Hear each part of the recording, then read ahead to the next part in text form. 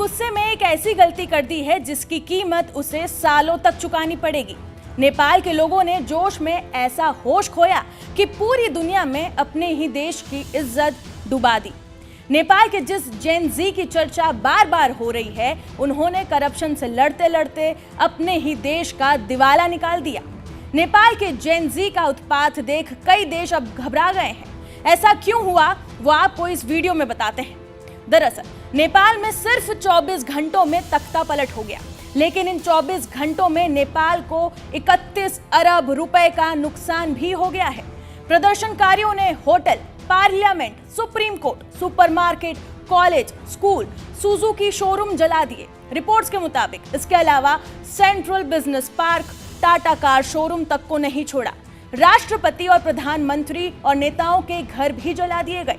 लोगों ने तो यहाँ लूटपाट मचा दी है। हद तो तब हो गई जब प्रदर्शनकारियों ने स्वास्थ्य और जनसंख्या मंत्रालय की एक इमारत को आग लगा दी।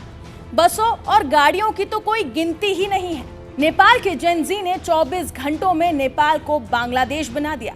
राजधानी काठमांडू में जलते हुए इस होटल को देखिए। ये हिल्टन होटल है जिसे नेपाल की जेन जी ने भ्रष्टाचारी नेताओं से लड़ते हुए जला दिया। मगर कोई पूछे इनसे, नेपाली लोगों को क्या हासिल हुआ? पैसे का नुकसान तो हुआ ही हुआ, मगर देश की छवि जिसे नुकसान पहुंचा है उसका क्या, जिसकी भरपाई नहीं हो सकती। टूरिज्म पर जिंदगी काटने वाले नेपाल ने अपने ऊपर ऐसा एक कलंक लगा लिया है जिसे मिटाना मुश्किल है। हिल्टन होटल काठमांडू का सबसे ऊंचा होटल था और नेपाल के टूरिज्म की पहचान बनता जा रहा था। यह होटल पिछले साल जुलाई में ही बनकर तैयार हुआ था। इसमें 5 अरब भारतीय रुपए खर्च हुए थे। ये होटल विदेशी टूरिस्ट में बहुत ज्यादा मशहूर था। अभी तो बड़े बड़े ब्रांड्स ने नेपाल में कदम रखना शुरू ही किया था। टूरिज्म, हॉस्पिटैलिटी जैसे सेक्टर में कई बड़ी कंपनियां यहां पर पैर जमा रही थी। मगर अब कौन ही नेपाल में इन्वेस्ट करने की हिम्मत दिखाएगा, क्योंकि कोई भी बड़ा होटल अब नेपाल में क्यों ही आएगा।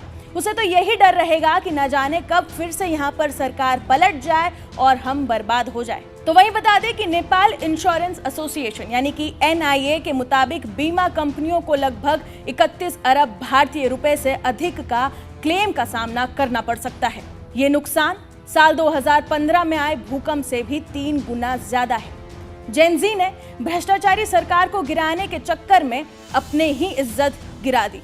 इस रिपोर्ट पर आप क्या कहना चाहते हैं, हमें कमेंट सेक्शन में जरूर बताएं और बाकी तमाम खबरों के लिए बने रहें।